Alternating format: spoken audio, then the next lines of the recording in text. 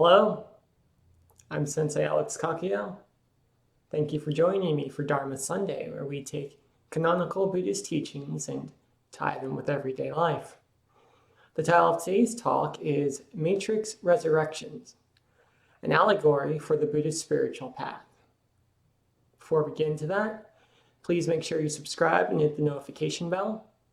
That way you'll be notified when I post talks in the future.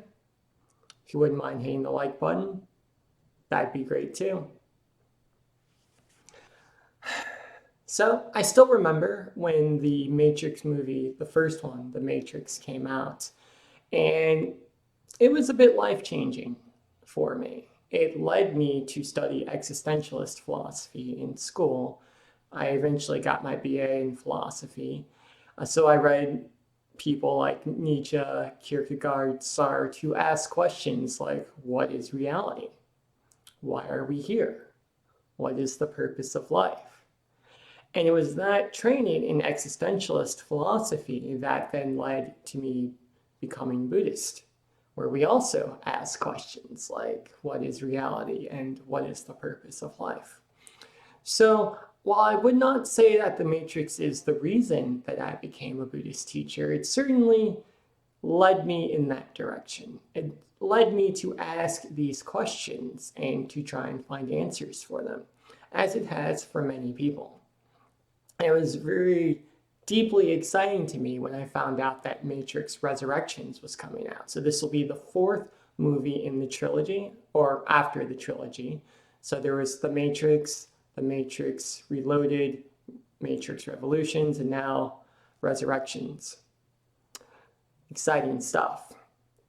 And what I want to do, because the Matrix is so deep, it talks about existentialism, there are influences from Buddhism, Christianity, Taoism, etc., is discuss how the Matrix is an allegory for the Buddhist spiritual path, discussing not only what we experience as Buddhists as we're walking the path, but why we experience those things and how we can respond to them.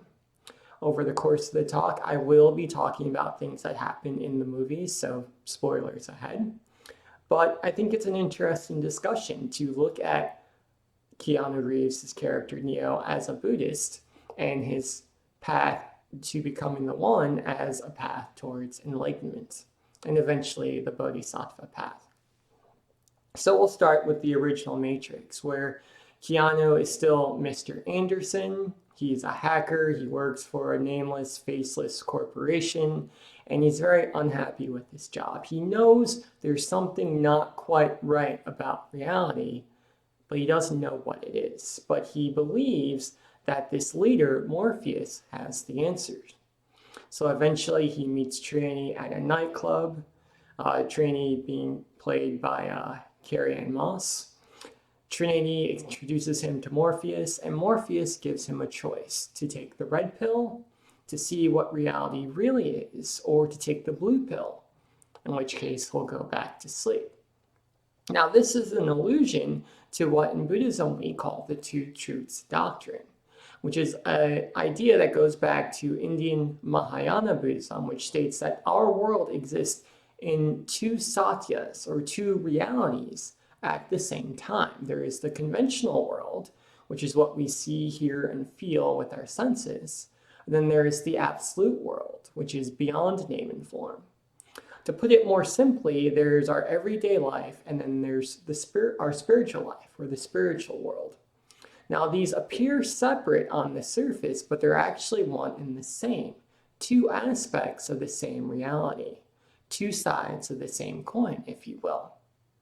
So Neo, I'll call him Neo moving forward, takes the red pill and he wakes up on the Nebuchadnezzar and he sees the real world. You'll see why I use air quotes here a little later.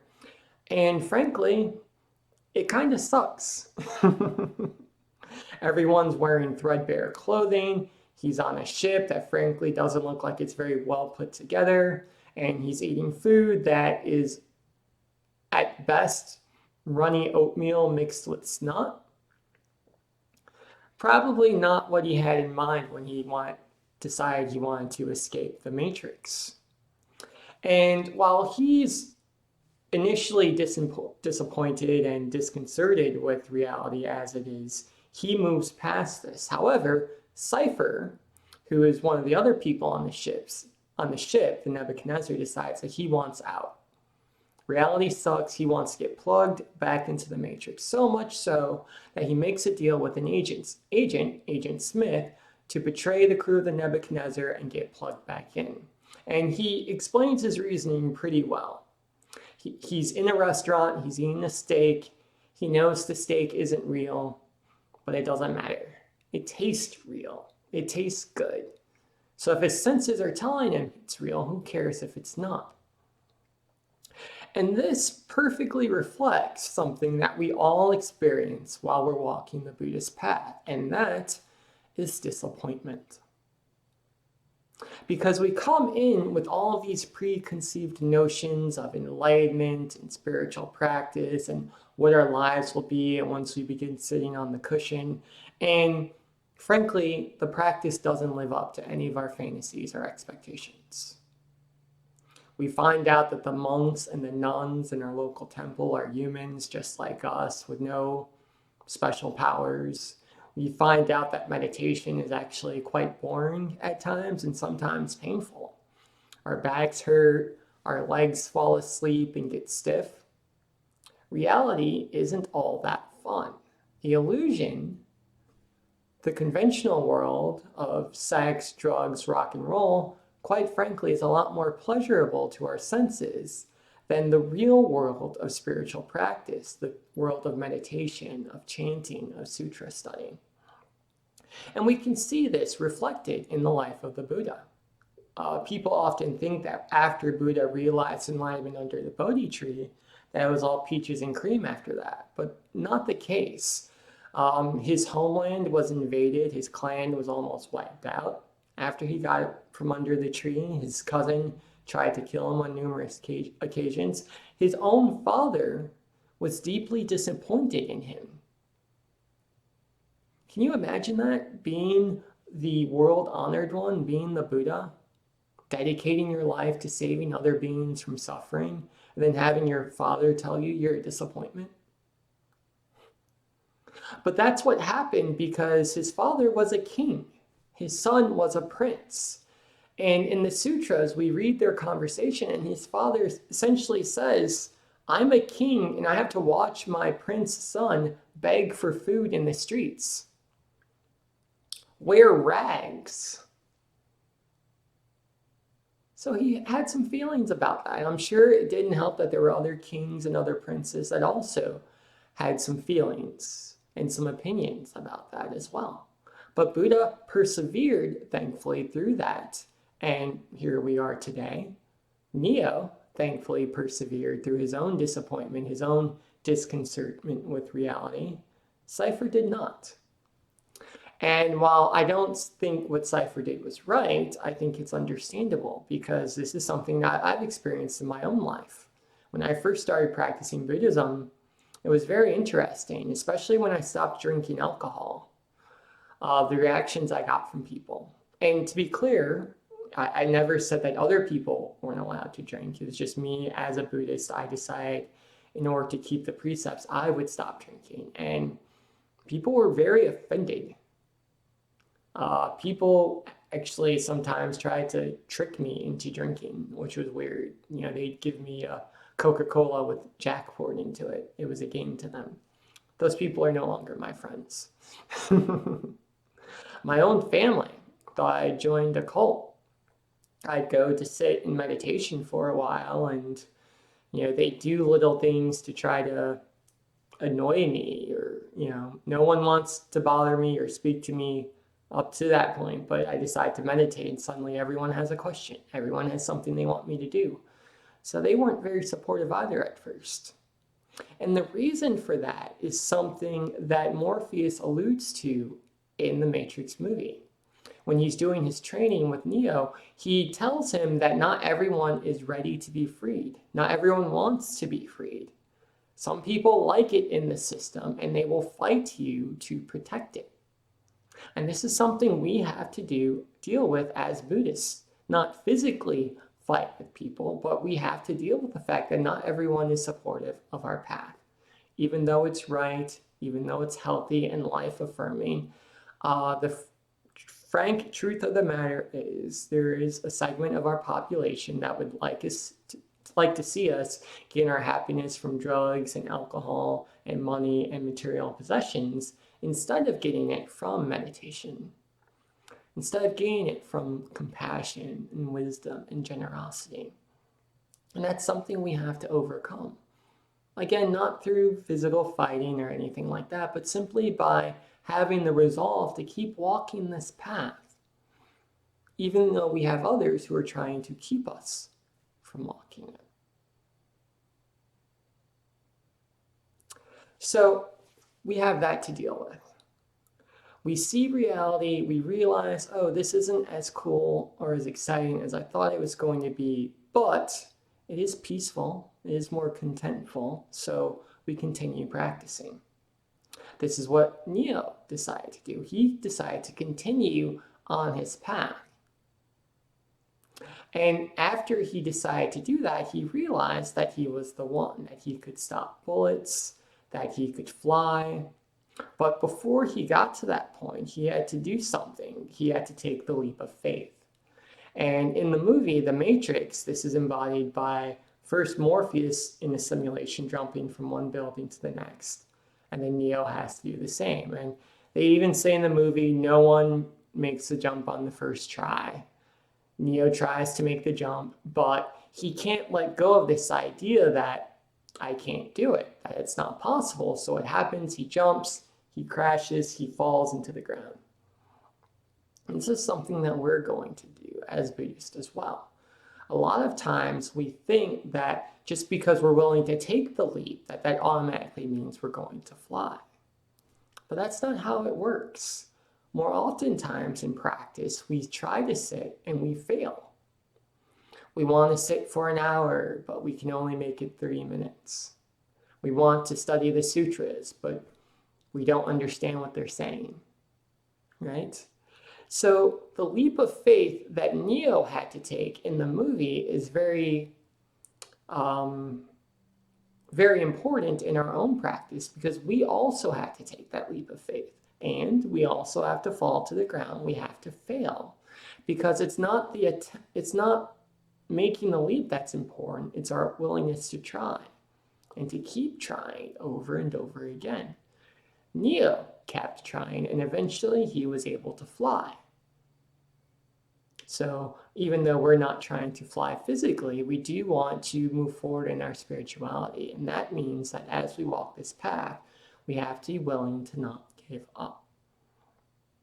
So that takes us to the end of the first movie. He defeats Agent Smith. He calls the machines, tells them that he's going to try to wake people up. He flies away. Rage Against the Machine plays in the background. The end. And then we get to Matrix Reloaded. And the Matrix Reloaded was interesting because that was when we finally get to see Zion, which is the city where the humans live, where everyone is freed. And I remember when the movie was coming out and everyone wanted to see Zion. What's it going to be like? Is it going to be super hyper futuristic? And is it going to be even better than our wildest dreams? And we finally see Zion in the movie, and it's a cave. And they have rays in there. And that's about it. To be blunt, Zion kind of sucked. Like I said, it was a cave, a bunch of hacked together technology to keep people alive. They have a big party. That's about it. So it was a big disappointment. And the spiritual path is one of disappointment. We have to let go of our ideas of what the world should be like and instead be willing to see the world as it is. This is why I put so much of an emphasis on Buddhism in everyday life and spirituality as being connected to our everyday lives. Because a lot of times we look at the world around us the same way that everyone in my high school looked at Zion. with disappointment. Is this really all there is? Working and caring for our family and watering our plants and snuggling with our pets. We want something better. We want something more exciting. And we live in a culture, in a society that tells us that if we just work a little bit harder, if we just buy one more thing, if we just have one more sexual partner, if we just, pay for this one more course on drop shipping on Amazon, then we can have that cool, exciting, sexy life that we've always dreamed of. But the fact is, life, generally speaking, is not cool or sexy. Most of life is spent cooking food, going to the bathroom, driving from point A to point B. And if we're thinking that it should be something else, that we're thinking that it should always be cool and sexy and exciting, then what happens? We get disappointed. And if we get disappointed, we suffer. And then that suffering leads to more disappointment, and it becomes a very vicious cycle. This goes back to the Four Noble Truths. Life is suffering. Suffering is caused by desire. The way to end suffering is to end desire. The way to end desire is the Noble Eightfold Path. We as Buddhists have to let go of our desires for life to be anything other than what it is. Now, this doesn't mean that we shouldn't strive for things or try to do different things to make our lives better. It's perfectly normal and natural if we're hungry to have a desire to eat. We should most definitely, if we're tired, have a desire to sleep. However, we have to examine each of our desires individually and see, is the suffering worth it? Is this going to create more problems than it's going to solve?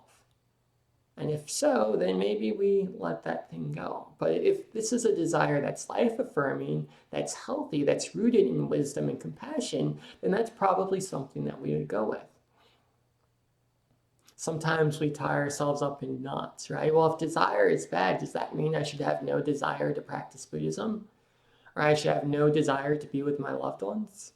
Of course you should want to practice Buddhism. Of course you should want to be with your loved ones. But there are some desires that we shouldn't have. And we have to use our minds and our inner wisdom, our inner Buddhas, to figure out what those are. That's the purpose of the practice. So Neo goes to Zion, which is a giant cave, and he realizes there's something wrong in the Matrix. He has all of his powers at this point. He can fly, he can stop bullets, etc. But Agent Smith from the first movie has become a virus, and he's starting to replicate himself, take over the Matrix. So Neo decides he has to go in and he has to stop him. And in doing so, he meets the architect.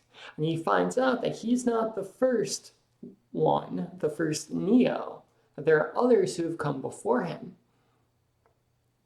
That he has a choice to make. He can either go back into the Matrix, in which case everyone in Zion will be killed, or he can return to the source, in which case his code will be reassimilated, the Matrix will be rebooted, a certain number of human beings will be allowed to survive, and the whole cycle will begin again. Now, Neo, however, is different from the people who've come before him in that he has love in his heart. Not just a general speaking love for all humanity, but love for Trinity, who's his girlfriend at this point. So he chooses to go back into the Matrix to save her, and then to save everyone in Zion as well. And in Buddhism, this is something that is affirmed in something called the Bodhisattva vow and the Bodhisattva path. So a Bodhisattva is a being who has achieved Anuttara Samyak Sambodhi, full and complete enlightenment. So they have rid themselves of all of their defilements, and they can see the world with perfect clarity. They can see the Buddha body. And Bodhisattvas have a choice. Do they want to leave the cycle of samsara, or do they want to stay and choose to try and save other sentient beings? If we look at Kanan, the Bodhisattva of compassion. If we look at Amida, the Buddha of infinite light, these are Bodhisattvas. These are beings who, after achieving enlightenment, chose to stay in samsara to help others achieve what they've achieved. In his choice to go back to the matrix, Neo was a Bodhisattva who, putting his own life aside, chose to go back into harm's way so that he could save others from suffering, so he can help them realize enlightenment as well. Now, we as Buddhists do much the same thing. It's not exactly the same. We don't necessarily have a choice to leave the phenomenal world behind. We have to have jobs, we have to earn money, we have to do all those normal everyday things, but we do have a choice on how we live here in samsara. We can live a life that's only out for ourselves, or we can live a life that's for the good of all sentient beings. The way we eat, the way we sleep, the things we purchase at the grocery store, the way we talk to our loved ones can be based on this idea that I want to save myself and others from suffering, or it can be based on the idea that I'm only out for me. So we can choose to live as bodhisattvas here in our everyday life. That's what Neo did, and that's what we can do as well. And this is embodied in Buddhism in the Bodhisattva vows. Sentient beings are numberless, I'll save them. Delusions are endless, I'll see through them. The teachings are infinite, I'll learn them. The Buddha way is difficult, I'll walk the path. Now, going back to this idea of choice and trying, if we look at the Bodhisattva vows, it's very clear that they're impossible. If our delusions are endless, there's no way we can see through all of them. But we're going to try anyway. If the Matrix has been rebooted 6 times, there's no way that Neo, by himself, can save Trinity and save all the people in Zion as well. But he's going to try anyway. This is the Bodhisattva vow, to try against impossible odds. Now, one thing that's interesting in Matrix Reloaded is that at the end, Neo finds out that he can control Sentinels. So there's a part of the movie where they're in the tunnels, the Sentinels are coming at them, and Neo reaches out with his mind and manages to stop the Sentinels. And this is mind-blowing because it suggests that in the same way he has powers in the Matrix simulation, he also has powers in the real world, which suggests that the disconnect between the Matrix simulation and the real world isn't as strong as we were led to believe. In fact, in my opinion, it would suggest that there is a Matrix within the Matrix. And when I say that, I don't mean to say that they're actually all still hooked up and this is just another layer of the simulation, even though it might be. However, I believe that just like the Matrix simulation affects the real world affects the Matrix simulation. So Neo, being someone who was born in a pod, who was hooked up and controlled by the Matrix simulation, there's probably something encoded in him, a Wi-Fi connection, if you will, that other people don't have that allows him to connect to the Sentinels and control them, is my guess. Now, this is important, going back to that connection between spirituality and daily life, because oftentimes we think our spirituality and our daily life are separate. But if we are walking the path of the Bodhisattva, the path of Neo, they're not separate. They're one and the same. We meditate, we chant sutras, we give offerings on our altar, and then we go out and we meditate in the elevator. We say kind, loving words. We chant to our significant other. We give offerings to people, maybe to a homeless shelter, maybe to a charity, maybe to a family member. So our spiritual practice isn't meant to separate us from daily life as Buddhists. Rather, it's meant to contribute to it, to connect the two together. Remember the Two Truths Doctrine. We have the absolute world, we have the conventional world. They appear separate, but in reality, they're one and the same. We have the matrix simulation, we have the real world. They appear separate, but as we can see, because Neo can control the sentinels, they are one and the same. Now, people didn't like the second movie, I believe, for that reason. Because, again, Zion was a huge disappointment. It was a cave with rave music in it, which I thought was cool, but that's because I like EDM. But the fact is, our spirituality, our spiritual path, is often disappointing as well. It's not cool and sexy. We have to lower our expectations, if you will. We have to be willing to accept a life that's, frankly, a little bit boring compared to what we're probably used to. There's nothing exciting about meditation. You sit and you sit and you sit, and you learn to be okay with that boredom. The problem is that we are so confused by society that many of us would rather be miserable than be bored.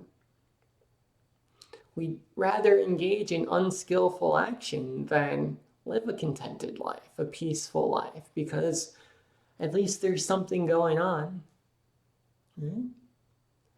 So people didn't really like Reloaded because Zion was a disappointment, because the real world wasn't all that fantastical, it turns out. But I think that's just human nature. And then finally, we get to Matrix Revolutions, in which case Neo, being the Bodhisattva that he is, goes to the Machine City and makes a deal with them. If they stop attacking Zion, he will go into the simulation. He will stop Agent Smith, who at this point, as a virus, is going to destroy everything. He's going to destroy the machines. He's going to destroy the human beings. There will be nothing left. So Neo does that. He goes back into the simulation. He gets hooked up by, I believe the creature was called Logos, or Deus Ex Machina, who was the speaker for Machine City, the Machine City, and he fights Agent Smith. And it's a great fight, but at the end, he loses. He allows himself to be assimilated. And this is very confusing unless you look at it from a spiritual practice standpoint. Because what ends up happening is he allows himself to be assimilated. He becomes part of Agent Smith. And then the source, who is connected to Neo, is then able to send the deletion code to destroy Neo in the simulation, also destroy all the versions of Agent Smith. Now, we as Buddhists do something similar, and I've been alluding to this throughout this talk, is that after we touch the source, after we walk this spiritual path for a while, we find something within us called Buddha nature. Something that all beings possess. However, we are told in the sutras that our Buddha nature is covered over by our defilements, by our confused mind, by our greed, by our anger, by our ignorance, so we don't know it's there. So it takes a lot of practice in order to find that in ourselves. And once we're able to find it in ourselves, we're able to find it in others as well. But we don't take that enlightened part of ourselves and run away. Rather, we go back into the world. We go back into our daily life, back to the office, back to the gas station, back to the family cookout. We allow ourselves to be re-assimilated, but this time we do it with a mind of enlightenment. And we take our enlightenment into daily life and we change things around us. We become the deletion code that destroys the greed, anger, and ignorance that exist in other people in our existence. So maybe someone's speaking with us in an angry tone and we smile and we speak to them kindly. And suddenly, because they're not getting any anger back from us, they can't feed off of that anger, they calm down. Their anger gets deleted.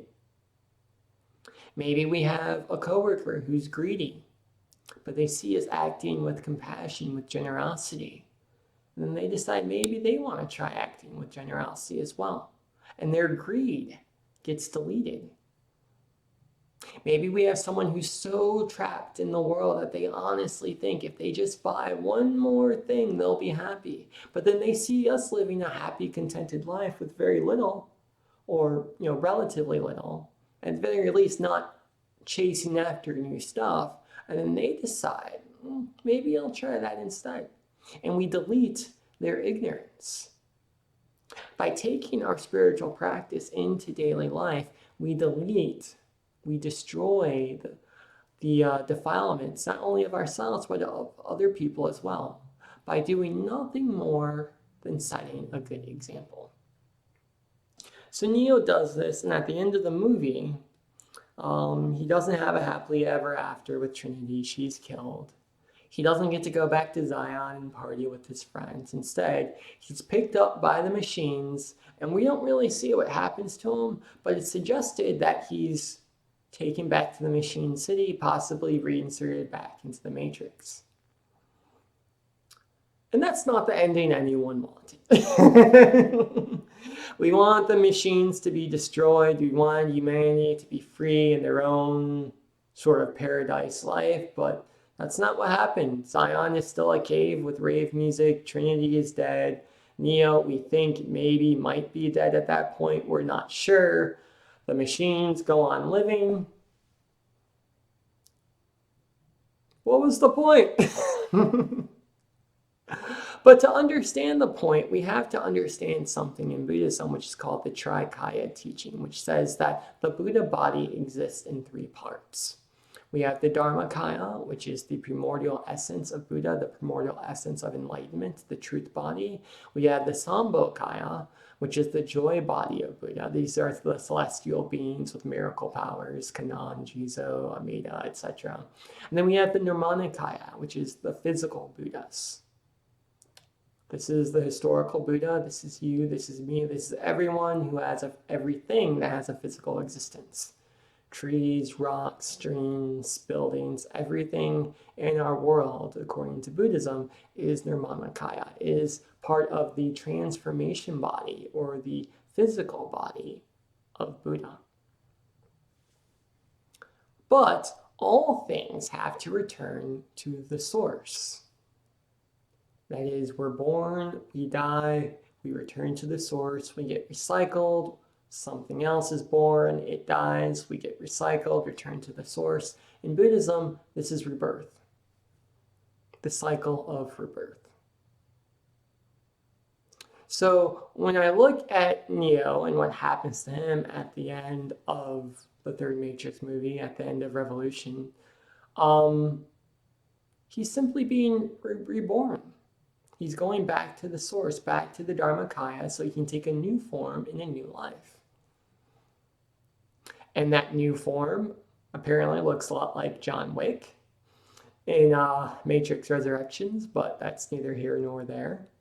And what's interesting, if we look at the Resurrections trailer, is Neo seems to not remember who and what he is, but he has some latent memories to that effect. In the same way that some people, if they practice spirituality, if they practice Buddhism long enough, can get glimpses of their past lives. Now, we don't really stress this in Buddhism too much because, it's dangerous. People can get caught up in their past lives and they don't really want to focus on this one. So oftentimes, if you tell a Buddhist teacher, oh, I had this, enlightenment experience, I had this vision, they'll say, that's nice. Good for you. Please go back to your meditations. Because it's interesting, but it's just not the point. This life is the point. But I believe that that's what's going to happen in Resurrections. Neo has been reinserted back into the Matrix. He's been reborn, so to speak. And now he has to start the cycle again, continuing on the Bodhisattva path to save all beings from suffering. Just like we have to do. Now, we don't necessarily have to die, but we do die every night when we go to sleep. And when we wake up, we have a choice. How do I want to live this day? Do I want to live it as a bodhisattva? Do I want to work to save myself and all beings from suffering? Or do I want to be out for myself? Do I want to live as Buddha, or do I want to live as Mara? Mara being the god of lies and deception who tried to tempt the Buddha while he sat under the Bodhi tree. He tempted him with sexuality, he tempted him with wealth, he tempted him with conquest. Buddha had to say no to all those things, as do we. Do we want to live as Buddha? Do we want to live as Mara? That's the choice we make. That's the choice Neo is going to have to make in Matrix Resurrections, which comes out in December. So, let's see what he does. But I'm excited, not just for the movie, but for us as well, because we have this opportunity. We have this life. We have this chance to live out and be the one, to be Neo in our own lives, to walk this spiritual path, to realize enlightenment, to save ourselves and others from suffering. Amitabha.